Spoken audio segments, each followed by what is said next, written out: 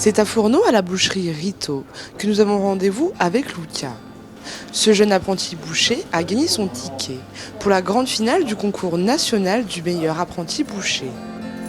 Et puis donc il y a 3 étapes à passer, donc les étapes départementales, donc je les ai passées, les étapes régionales aussi. On était 3 à se qualifier pour la finale qui arrive du coup en juin, le 12 et 13 juin. On va être 24 participants normalement. Au final, au début on était plus de 90 je crois, dans toute la France.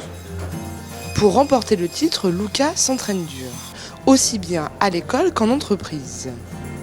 Et à l'école, les jours de TP avec mes profs, on essaye de faire des entraînements de temps en temps, à m'expliquer, à prendre du temps. Ici, à chaque fois que je fais une pièce, j'essaye de la faire correctement en mode concours. Des fois, je viens le samedi pour m'entraîner, faire un entraînement complet sur les temps qui sont indiqués au concours. Le jour de la grande finale, Lucas aura exactement 8 heures pour réaliser différentes tâches et dresser son plateau décoré. On va nous demander de désosser, de parer, ficeler et décorer le plateau. Donc de 4 pièces, de 4 viandes, donc du bœuf, du veau, de l'agneau et de la volaille. Une fois équipé de sa côte de maille et de son gant de protection, Lucas peut commencer en sécurité les manipulations. À chaque instant, ce jeune apprenti doit mêler précision et force, petite démonstration. Là, je suis en train de désosser une épaule d'agneau. C'est désosser les 3 os.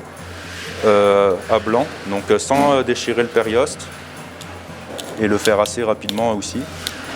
C'est l'une des parties les plus compliquées à faire de l'agneau et c'est un truc qu'il faut quand même maîtriser, qu'on apprend. Ça c'est une scie américaine pour scier les os. Pour les enlever, là je scie la tête de l'os pour l'enlever de la viande.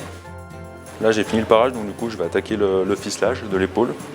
De la présenter, de la mettre en vitrine, et pour qu'elle se tienne bien à la cuisson quand quand les clients la font cuire.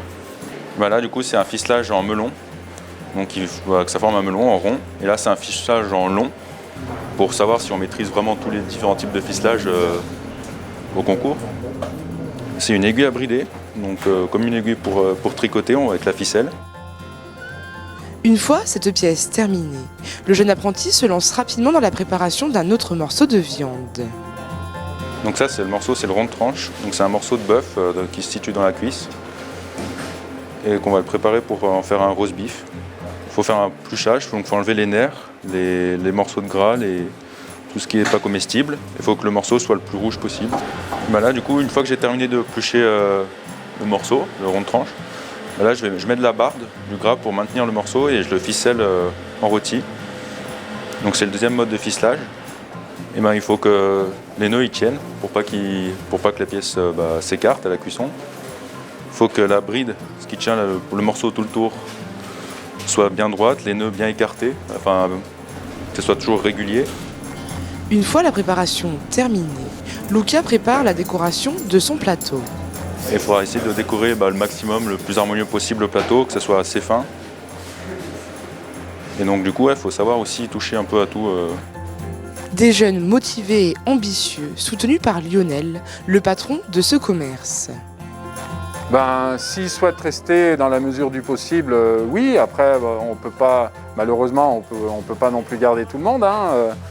Mais bon, le métier recrute.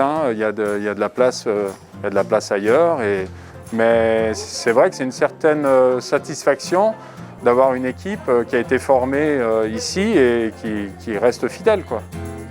La boucherie Rito, c'est avant tout une histoire de famille.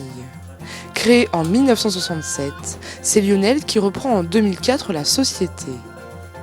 Boucher de passion, il aime préciser l'importance de son métier et la complexité de celui-ci. Donc là, on est sur un caravan d'une génisse limousine. Le boucher, c'est pas tailler de la viande n'importe comment. Le but, c'est quand même de ne pas aller dans les muscles. Chaque morceau a une destination culinaire. Là, ça peut paraître un peu brut, mais par exemple, là, on a la poitrine. Là, ça va être le pot-au-feu. Là, on a du plat de côte découvert, pot-au-feu également.